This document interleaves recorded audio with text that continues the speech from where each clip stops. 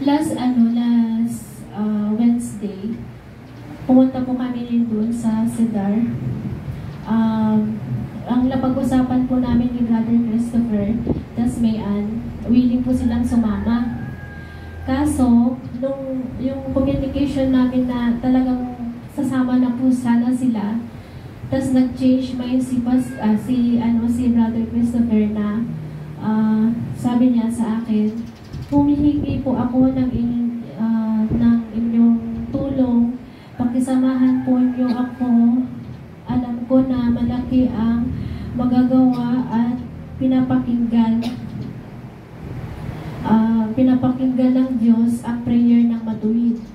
Ang aming tatay ay naka-schedule na maoperahan sa ulo, na kung saan nakita ang CT scan na kumakalat yung dugo sa kanyang utak dahil sa pagkabagok.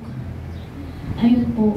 Kaya hindi po napasama mo si Brother Christopher. Tas sabi niya, baka susunod na lang kami ng Webes, sabi niya. Kaso wala po sila. Tas wala din po sila ngayon. Kaya isama po natin sa prayer po. Hindi ko alam kung kumusta na po yung tatay niya, kung natuloy po yung operasyon niya. Ayun lang po. Purihin ng Panginoon.